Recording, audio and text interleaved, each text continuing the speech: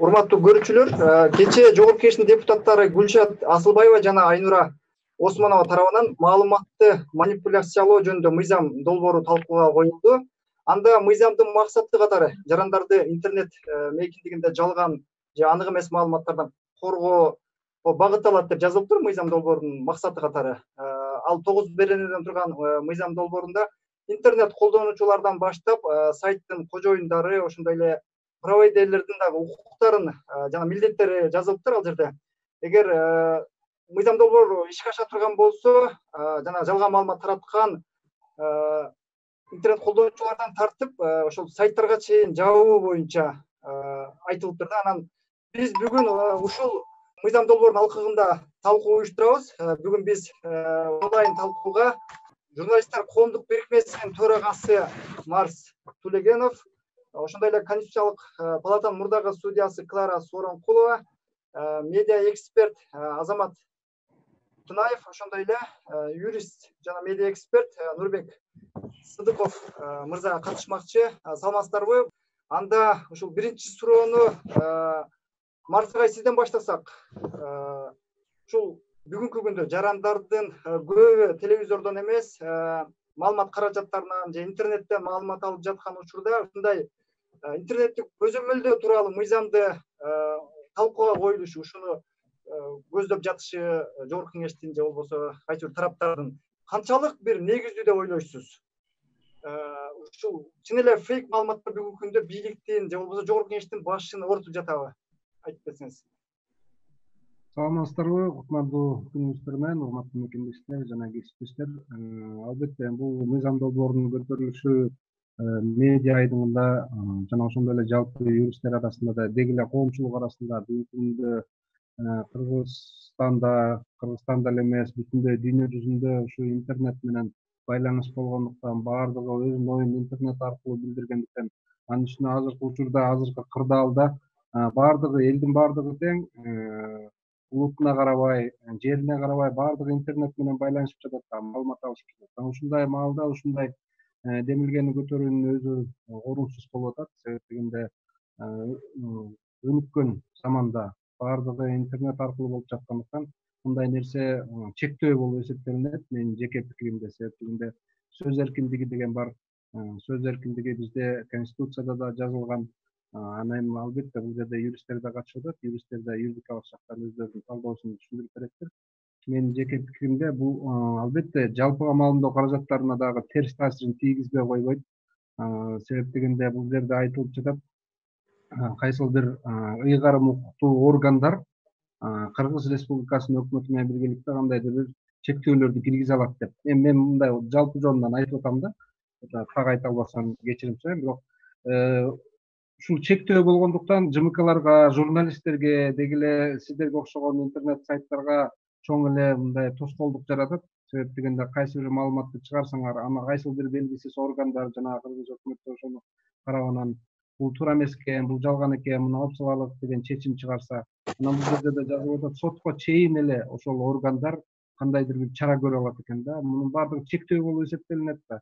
Сөз эркиндигине кандайдыр бир кысым болуп атат да, менин жеке пикирим. Клара эже айтсаңыз, негизи эле интернетке чектөө киргизүү ушул жарандардын маалымат алуу укугун канчалык деңгээлде чектейт? Анан бул баш мыйзамга каршылык жактары кандай ушунун? Юрист катары айтып берсеңиз. Эми сөз эркиндиги бул чектелбес укуктарга кирбейт, чектелиши мүмкүн. Баш мыйзамда деле көрсөтүлүп турат. Чектери, мисалы, улут аралык, раса аралык кастыкты пропаганда кылууга тыюу салынат да. Андан башка дагы чектер бар. Бирөөнүн аброюна, бирөөнүн беделине зыян келтире турган маалыматтар таркатылбасын, анын баары мыйзам менен чектелет депчи. Бирок азыркы күндөгү демилге жөнүндө айта турган болсок, мына биз талкуулап аткан мыйзам жөнүндө айта турган болсок, бул демилге жаңы демилге эмес. бул демилге 14-жылы ушул эле долбоор өзгөрүлбөктөр деле ушул эле долбоор демилгелеген, бирок анда да бир талкуулар болуп өтпөй калганда, андан кийин эсиңерде болсо, ушундай эле мааниде депутат Бекешев менен Сурабалдиева болуш керек эле, экөө демилгеледи эле жана блогерлердин иш аракетин чектейли, ошолорду бир көзөмөлгө алалы депчи. Анда баягы жарандык коом каршы чыгып, анда өздөрүнүн баягы долбоорун кайра чакыртып алган. Анан азыркы күндө эмне себептен мындай демилге кайра көтөрүлүп атканы мага белгисиз, бирок жалпысынан эле Жогорку Кеңештин ишмердүүлүгүн байкап көрсөңөр, абдан көп укукадагы акылга да сыйбаган абдан көп азыр мыйзамдар демилгелеп атат да. Бул баягы Жогорку Кеңеш өзүнүн баягы ишин аяктап атканда, акыркы күндөрү эч ким окубайт деле, эч ким талкуулабайт деле, баягы көп учурда эле болот баягы өзгөчө баягы каникулга кетерди 29-30 июнь деген күндөрү булар оптан кабыл алып коет дагы, ошондо бир топ талкуулай турган, бир топ баягы коомго, мамлекетке зыян келтире турган лобби болгон закондор өтүп кетет. Анан бул жерде бирөөнүн лоббиси барбы жокпу мен аны билбейт экенм, бирок бул мыйзам эгерде өтүп кете турган болсо, бул абдан көп немелери бар да, кемчиликтери бар. Андан кийин азыркы күндө өзүңөр деле ойлоп көрсөңөр, булар айтып атат, блокировка кылыш керек, сайттарды тиги провайдерлердин ишин көзөмөлдөш керек, чектеш керек депчи. Азыркы мезгилде биз баарыбыз интернет менен окат кылып атканда, мына азыр жанагындай онлайн торги деп атат, балдар интернет менен окуп атат, ансы деле провайдерлер азыр жанагы окуткан программаларга бекер убакыт берип атат, бир топ чыгымдарды тартып атканда, азыркы күндө дагы чектеп буларга дагы бир ашыкча бир жүктү деметип койгонубуз абдан туура эмес болуп атат да. Ушул жагынан коомдун кызыкчылыгы жагынан, мамлекеттик кызыкчылыгы жагынан ушул жана демилгелеп аткан адамдар ушуну бир карап койсо болмок да. Урматтуу көрүүчүлөр, биздин талкууга медиа эксперт Шайырбек Маматокторов мырза дагы кошулуп отурат. Шайырбек агай, үнүңүз угулуп атабы? Шайырбек агайдын үнү угулбай атыптыр, анда биз талкууну уланта берели.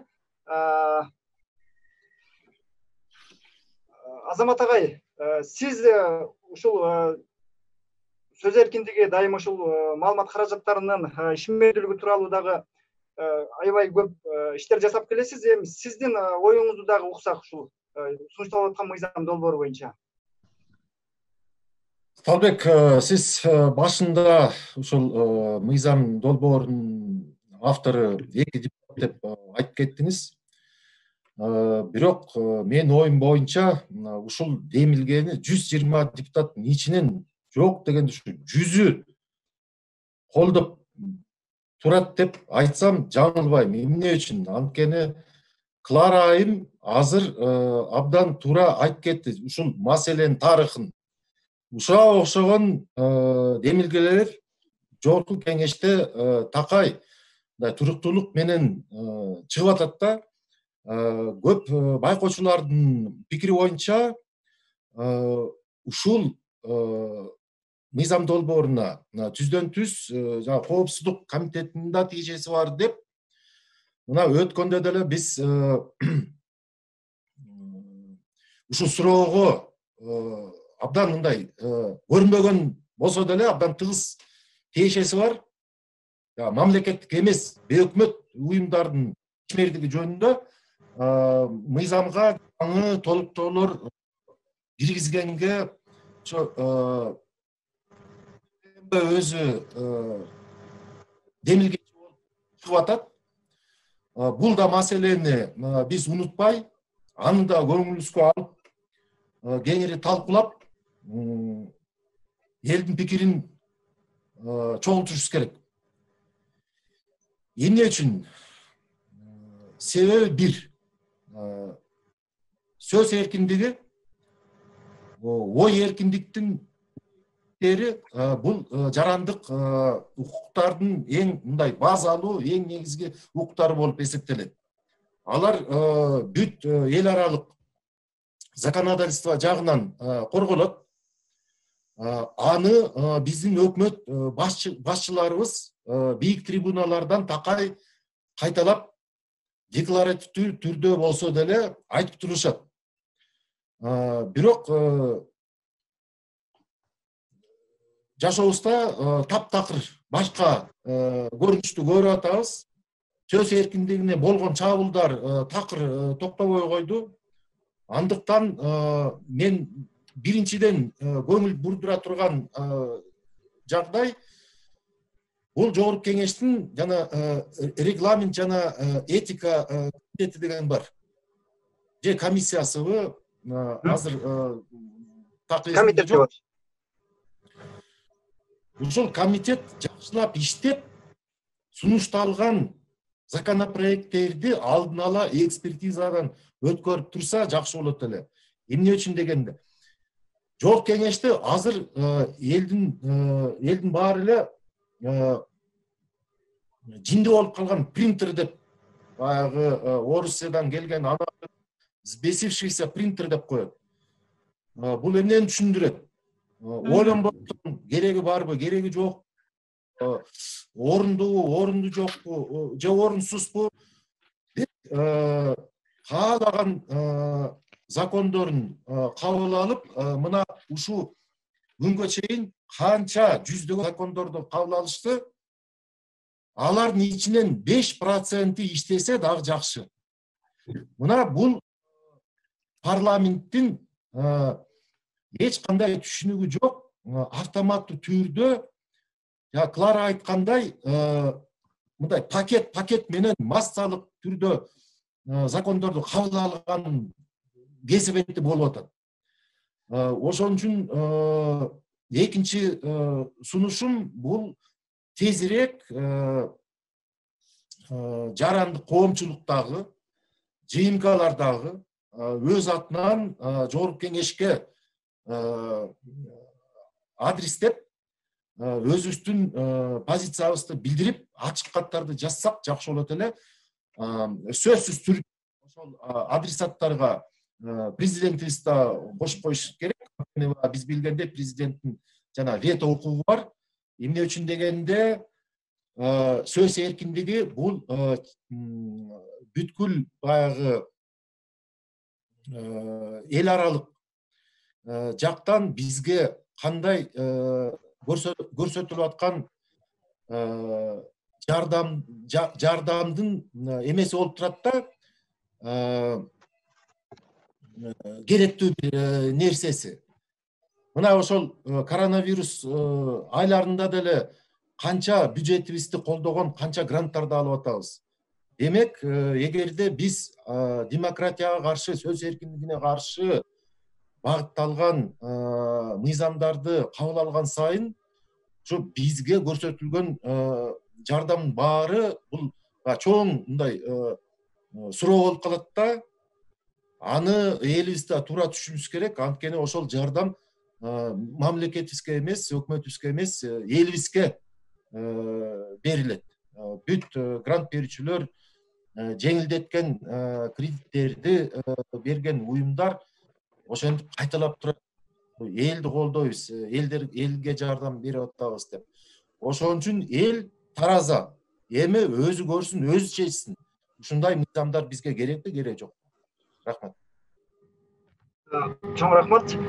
Нурбек мырза, сиз айтсаңыз, ушул жана Клара айым айтып белгилеп өткөндөй, ушул сыяктуу мыйзамдар буга чейин дагы бир нече жолу жогорку кеңештин депутаттары тарабынан сунушталып келген. Ошол негизи эле ушундай интернетти чектөө же болбосо ушундай маалыматтарды көзөмөлдөө тууралуу бүгүнкү күндө канчалык мындай негиздүү же болбосо чын эле бир коомчулукта баягы жалган маалыматтар ошончолук мындай үстөмдүк кылып баратабы, ошону айтып берсеңиз. Мен рахмат, Сталбек. Бул мыйзамдын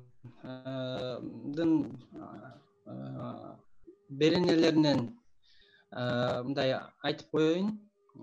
Мисалы, бул жерде жазып атат 6-чы беренеде.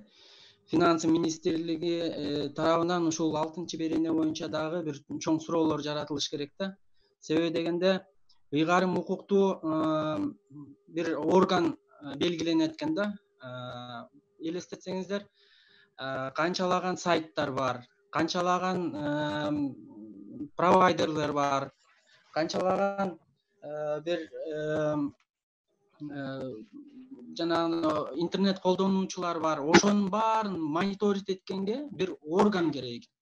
Ал органга азыр өзүңүздөр билесиздер, бюджет тартыштыгын, азыр өзүбүз кредит алып атабыз мындай пандемиядан кийин дагы ушул экономиканы көтөрүүгө. Азамат агайыбыз туура айтып кетти, бул кредиттер туура колдонулуш керек. Анан эми азыр ал акчалар биздин налог ушул бир органга да сапталыш керек болуп калат экен да. Ал жерде иштеген адамдарга өзүнчө айлык майыналар керек.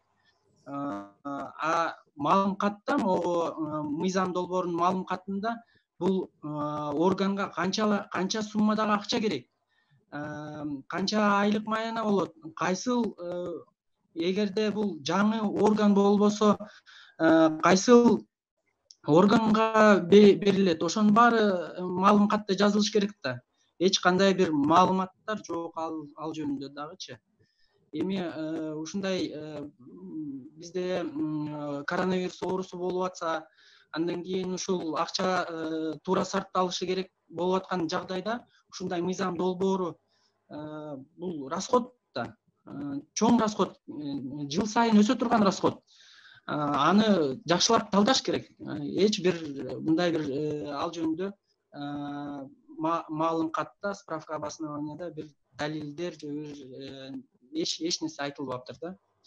Анан дагы бир жерде жагдай, провайдерлер 6 ай ичи ушул голосовое сообщение дейт, кандай бир перепискаларды, ушул сөздөрдү баарын сактап коюш керек экен.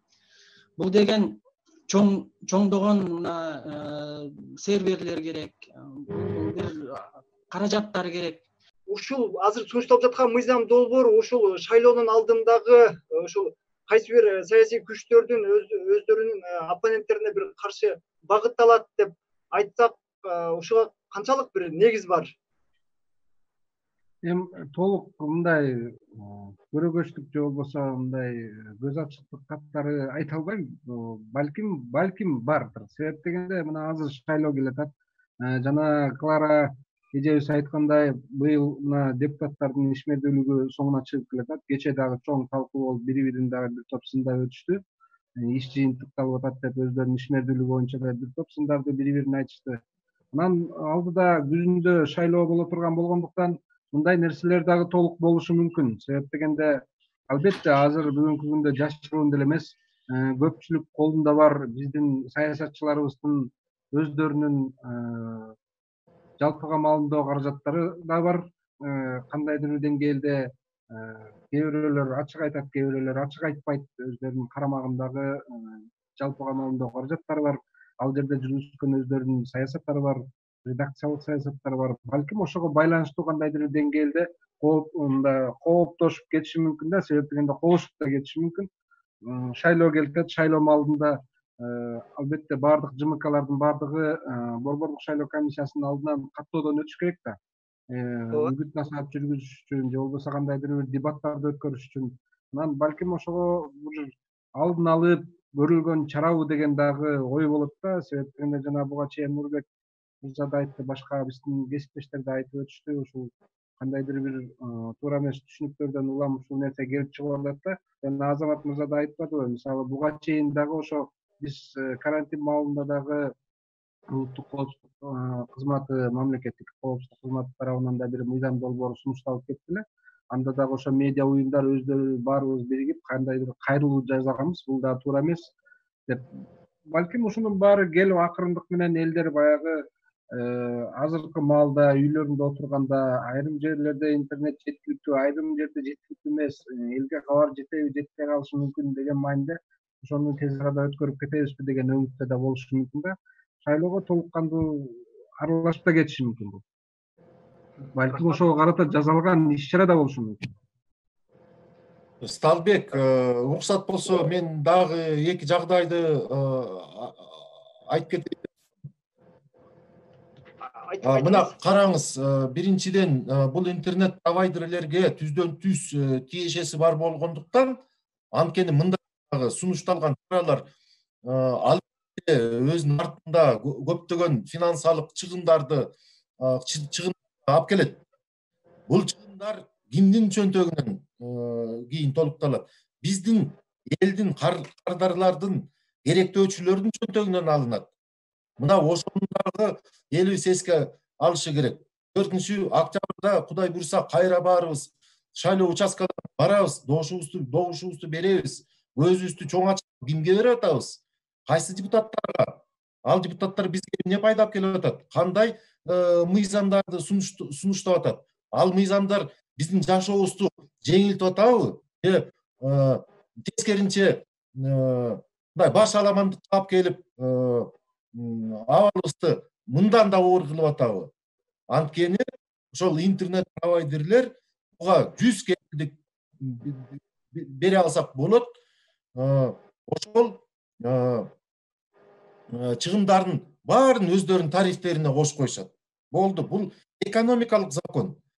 Дүйнө жүзүндө башкача таппайсыңар мындай амалдардычы. Бул ыкма абдан жөнөкөй эле иштейт. Мына коңшу Өзбекстаныбызда карасаңар, өткөндө бир кызыктуу маалымат чыккан.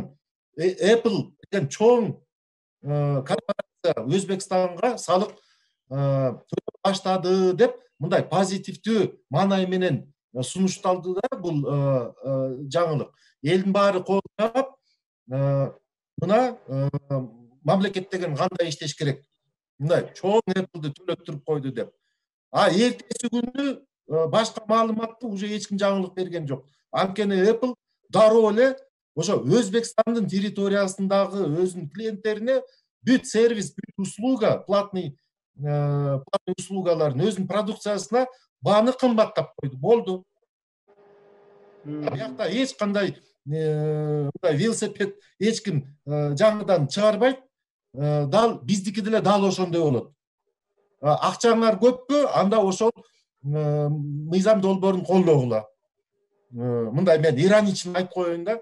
Экинчи жагдай, ушунчалык эле маалымат коопсуздугун ойлошсо, мына карайлык, өткөн айды коронавируска байланыштуу соцсеттерибиз действительно абдан мындай дүрбүп, көптөгөн элдин баары эле туура, анткени алардын жашоосуна түздөн түз тиешеси болуп калгандан кийин элдин баары өздөрүнүн пикирлерин, өздөрүнүн ойлорун жаза башташты. Эмне менен бүттү? ГКНБнын сайтына кирсеңер, Толгон Токой жана видео кечиримдер турат. Эмне болгон кечиримдер? Врачтар жана өздөрүнүн индивидуальный жана коргонучу средства жогун айткан үчүн кыйнап, аларды видеого жаздырып, ого бетер анс деле оор абалда жүргөн биздин медиктерибизди андан дагы мындай унижать этип, мындай жазып атышат, чыгарып атышат. Мугалимдердин немесин көрүп аттык. Да, албетте биз аны таанбайбыз. Арасында балким мындай кастыкты кастык тилин колдонуп, балким улут аралык бир эмен чыгарган мындай провокационный, радикальный, экстремистский чакырыктар деле болушу мүмкүн. Бирок аны менен деген бөлөктөй иштеш керек. Ага каршы болуш үчүн азыркы деле мыйзамдар толугу менен колдонуп эч ким кылган жок. Колдонбош, азыр деле колдонуп керектүү тийиштүү чараларды көрө алат. Биздин бүт жана укук коргоочу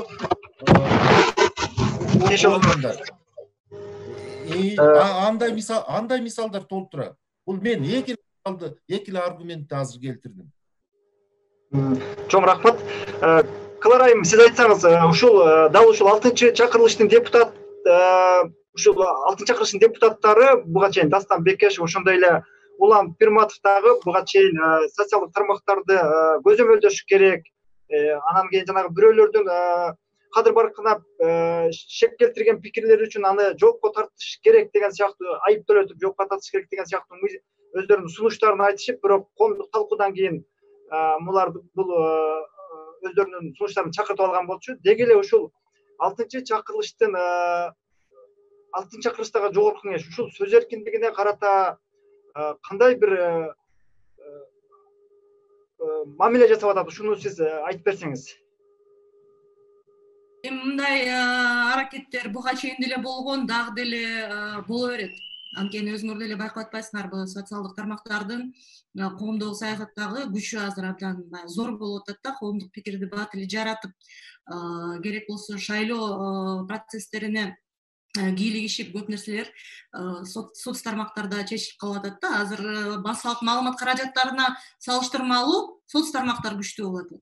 Ошондуктан жана бир туура нерсе айтылды, бул кандайдыр бир мааниде шайлоого карата дагы багытталышы мүмкүн. Бирок ушул мыйзам долбоорунун авторлору, демегелеген адамдар бир нерсени түшүнбөй атат да. Интернет деген бул глобалдык уюм да. Интернет дегенди мисалы бир эле өлкө өзүнүн бир мыйзамдары менен жөнгө сала албайт. Бул дүйнө жүзүнө такаган неме болот атпайбы, уюл болот атпайбы. Ошондуктан ушул нерсени түшүнбөй атат да. Мисалы өзүңөр деле алып көрсөңөр,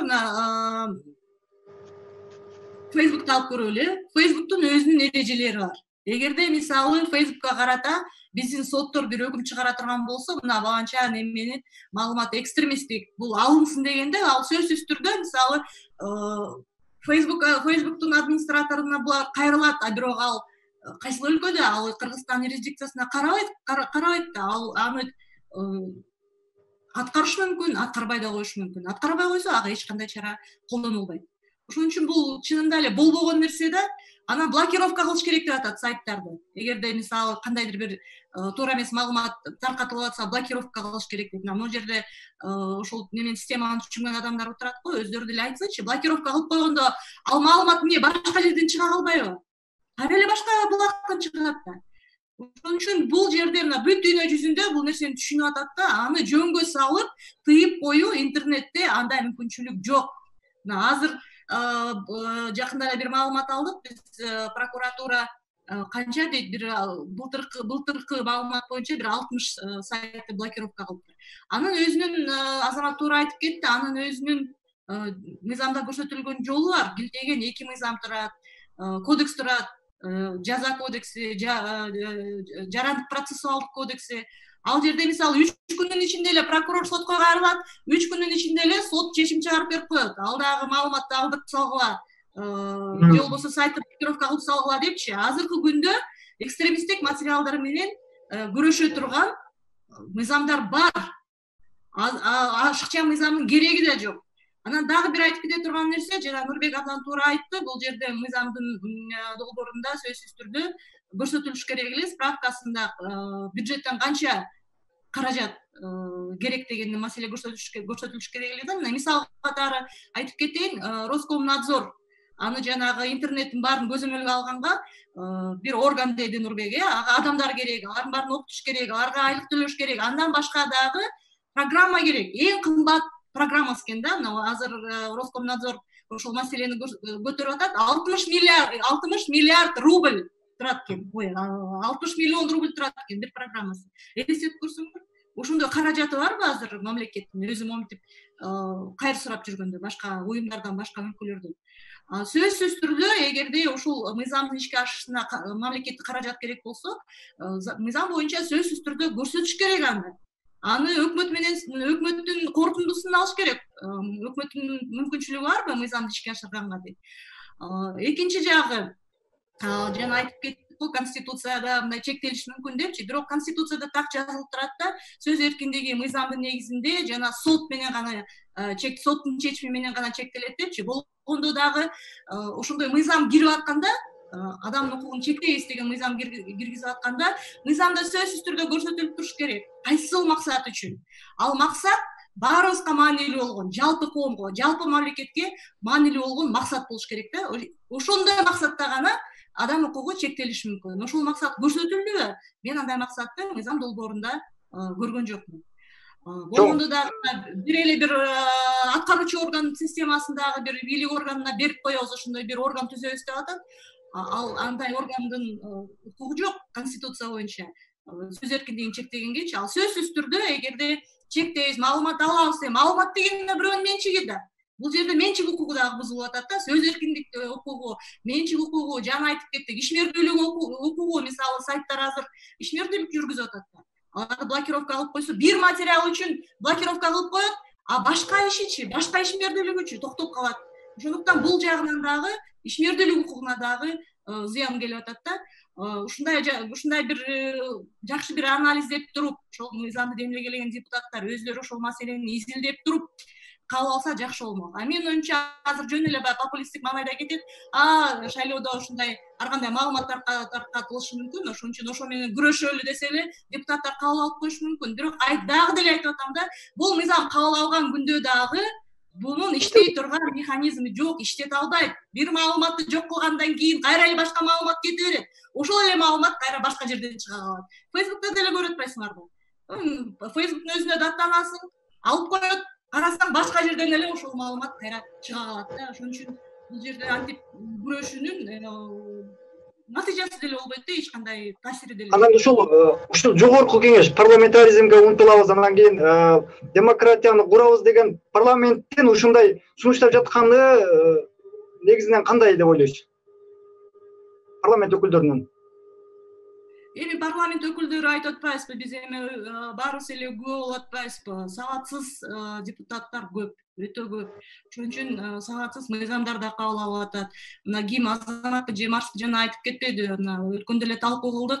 ГКМБ азыркы учурду пайдаланып, элдин баары баягы коронавирус, элдин баары өзүнүн ден соолугу менен алек болуп атканда, мыйзам долбоорун негиздеп атат да, терроризмге каршы мыйзам долбоору, анан ошонун алкагында кодекстерге өзгөрүүлөр киргизип атат. Эми аны карап көрсөңөр, эми түздөн түз абдан чоң коркунуч түзүлүп атат да, массалык маалымат каражаттарына, коомдук уюмдарга. Эмне кереги бар эле? Мисалы ушундай учурда демилгелегендичи, аны эч ким азыр талкуулабаса, Нурбек мырза, сиз айтсаңыз, жанагы мыйзам долбоордун түшүндүрмөсүндө чет өлкөлөр дагы мисал келтириптир да, ушул сиз Кыргызстан менен ушул чет өлкөлүк мыйзамдардын бир окшоштук жактарын салыштырып бербейсизби ушул мыйзамдын долбоордун алкагында? Эми туура айттыңыз, ушу Германия, Франция, Великобритания боюнча мыйзамдарды мындай салыштырганга аракет кылыптыр. Бирок ал жерде чын-чынына келгенде биз да азыр карап атабыз. Бирок мисалы Франция боюнча ал жерде жалган маалыматтарды именно шайлоо убактысында байланышкан ушу мыйзам экен да. Могу Улуу Британия, Германиядагы немелер ал жерде социалдык тармактын колдонуучуларына эмес, жанагындай чоң организацияларга белгиленген бир нормалар экен да. Facebook, жанагы Apple деп атпайсыздарбы, ошондой бир чоң бир ошондо кандай деп айтсам, социалдык тармактын биздин мыйзам социалдык тармактын именно колдонуучусуна неме болуп атат, багытталып атат. Ал жактагы мыйзамдар бул ошол кантип мисалы ошо Facebook менен иштеш керек, кандай мааниде иш алып барылат, ошондой жагдайда экен да. Биз дагы азыр тереңирээк ал маалыматтарды карап атабыз. Бирок ошонун алкагында эле да мына Азамат агайыбыз дагы айтып кетпедиби? Бул сөзсүз түрдө провайдерлердин расходторун көбөйтөт. Бул сөзсүз түрдө биздин чөнтөгүбүзгө, колдонуучуларга сөзсүз түрдө акча каражат талап кылынат. Биз ошого акча төлөп калабыз. Ошондо бул жерде баягы орусча айтып коет, анализ регулятивного воздействия деп коет. Биздин мыйзамда, укуктук ченемдик актылар боюнча мыйзамда так көрсөтүлгөн. Ушул ишмердүүлүктү кандайдыр бир мындай регулирование болсо, ошого карата жөнгө салуучу таасирин талдоо же башкача орусча айтылганда анализ регулятивного воздействия керек. Канча сомго көтөрүлөт баасы. Ушул биздин интернет провайдерлерге ушундай биз кошумча дагы бир расходторун белгилеп койсок. Анан дагы бир сиздердин көңүлүңүздөрдү дагы бир немеге бурат элем. Бул жерде ушул 7-чи беренеде провайдерлерге 6 ай ичинде сактап туруп, анан маалыматтарды сактап туруп, анан ыкчам кызматкерлерге, анан башка укук коргоочу биздин правоохранительный органдарга маалыматтарды милдеттүү түрдө берүү деп жазып коюптур да. Милдеттүү түрдө берүү бул бизде жазык процессуалдык кодекс бар. Милдеттендирген, мына Клара эжекебиз айтып кетти, бул сот гана милдеттендириши мүмкүн. Выемка деп коет, баягы алып коюу. Анан эми азыр закондо эле жазып коюп эле любой информацияны социалдык тармактын колдонуучусунан же болбосо башка бир немеден алганга жөн эле бир ыкчам кызматкери келип туруп эле алып мага бер деп туруп эле же анын сот аныктабай туруп эле бергенге милдеттүү болуп калат да. Бул түздөн түз биздин ушу конституциядагы жана ушу жазык процессуалдык кодекстеги көрсөтүлгөн укуктарды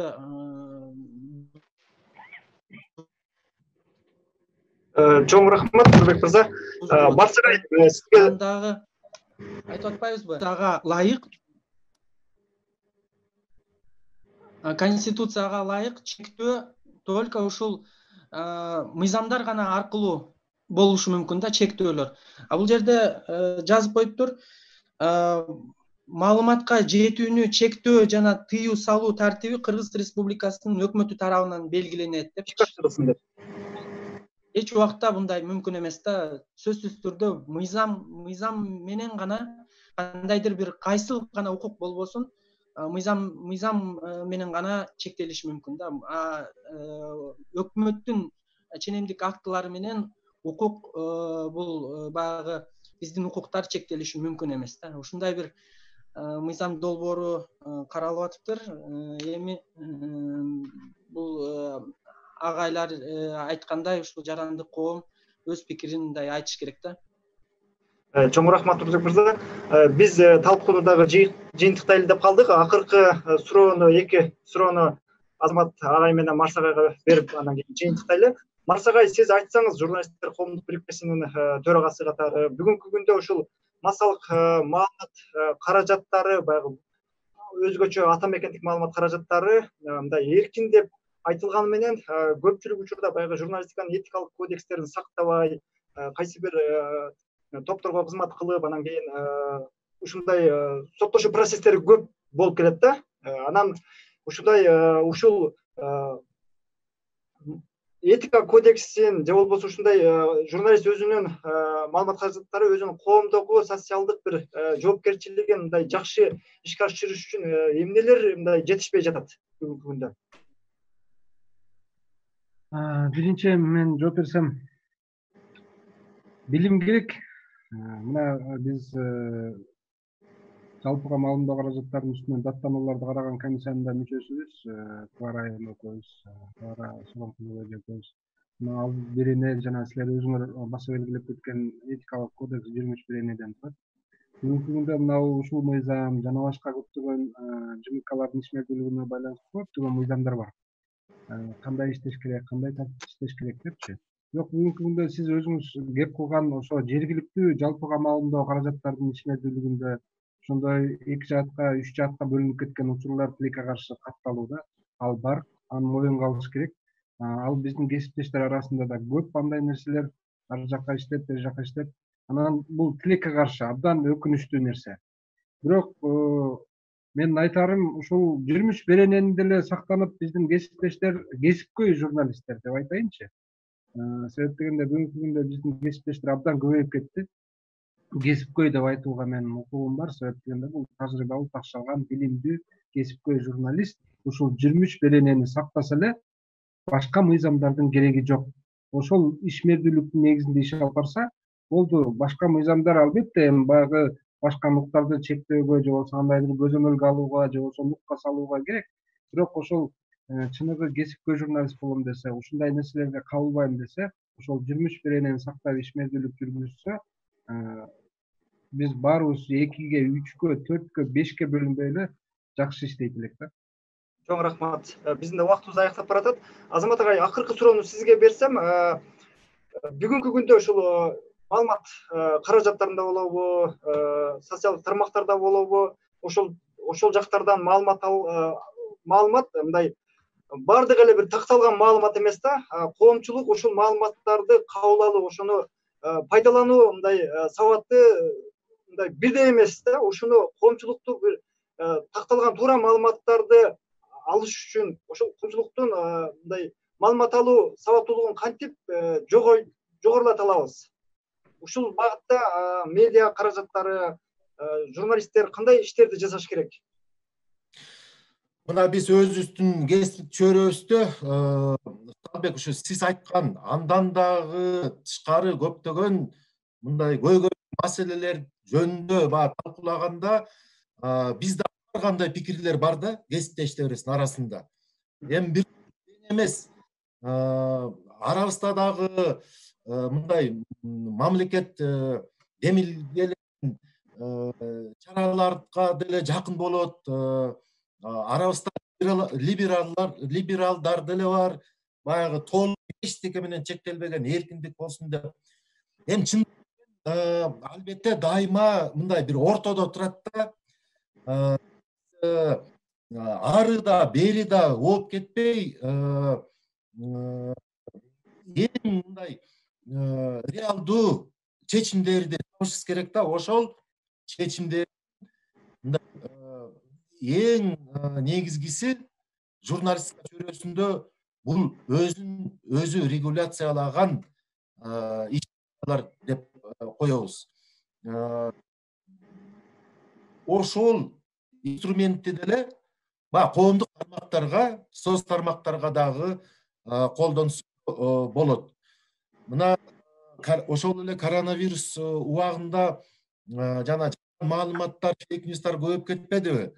Мен кечээ Facebooktун баягы подсчету менен ушул бир айда эле 15 миллион жалган посттор чыкты Facebookка. Эми ачыгын айтып көрөлүкпү? Ошол көптүгүнө карабастан мындай жер аңтарылып калган жок да. Биздин деген баягы жашообуз өзгөргөн жок да. Жашоо деген жашоо, реалдуу жашоо өзүнчө жүрө берет. Интернет деген бул жөн эле мындай адамдардын баягы ой бөлүшүүсү, адамдардын пикирлери, эмне үчүн адамдардын мындай эркин ой бөлүшүү укугу болбош керек? Болуш керек албетте. Эгерде кайсы бир депутаттарга жазгандары жакпаса, анда ошол маселени башкача чечиш керек. Азыркы учурда интернет бул деген күзгү. Депутаттар Facebook'ка кирип, ошо Facebook'та депутаттар жөнүндө элдин пикири жакпайбы? Демек бул деген күзгү болуп атпайбы? Ошо өздөрүн анда кантип оңдойбуз? Өзүбүздү кантип алып жүрүшүбүз керек? Элге жагыш үчүн. Эл урушпастан бизди качан мактайт? Эмне кылганда мактайт деп ошентип ойлосо, мына маселенин чечилиши ошондой болот. Мен чындыгында айтып коеюн. Эми албетте журналисттердин баягы стандарт бузган учурлары болот. Ошол эле жана мыйзам долбоордун негизги иштөөчүсү айым биз билгендей баягы мурун бизнесте иштеп келген Кыргыз коньягы деген чоң биздин предприятиябызды башкарып 10 жылга жакын. Бир жолу Жогорку Кеңеште пленардык отурумда ал минимальный заработный плата жөнүндө сөз кылды эле. Күнөөнү мойнубузга алышыбыз керек. Көптөгөн СМИлерибиз, көптөгөн сайттарыбыз анын сөзүн бурмалап, таптакыр туура эмес берип койгон. Бирок мен ал айымды чакырып кетет элем. мындай өзүнүн жеке личный таарынычын өкмөттүн масштабына эч качан чыгарбаш керек. Ушунчалык катуу тийсе, мына мен анын алдында кечирим сурайын. Биз деле күнүгө ошо журналисттер менен иштеп атабыз. Мына Марстын күнүгө жасаган иши ошол. Журналисттерибиз оңолсун, кесипкөйлүгүн күчөтсүн деп стандарттарды жестко сактайлык, жестко карманалык деп биз деле журналисттер, институт Медиаполиси оюңузду жыйынтыктасаңыз, азыр биздин неме бүтөйүн деп барат, саналуу бир оюндун жыйынтыгы ошо. Депутаттар элден бөлүнбөй, элдин пикиринен коргонуш үчүн ар кандай абсурдный законопроекттерди кабыл албастан өзүнөн баштап өздөрү оңолсо, анан ушундай законопроекттердин кереги деле жок болуп калат. Урматтуу көрүүчүлөр, биз анда бүгүнкү ушул кечээки Жогорку Кеңештин депутаттары Гүлшат Асылбаева жана Айнура Осмонова тарабынан сунушталган мыйзам долбоору тууралуу маалыматты манипуляциялоо жөнүндө мыйзам долбоорунун алкагында талкуу жүргүздүк. Анда эмесе катышуучулар, сиздерге чоң рахмат. Ушул бизге катышып убактыңыздарды бөлүп бергениңиздер үчүн ыраазычылык билдиребиз. Жакшы калыңыздар.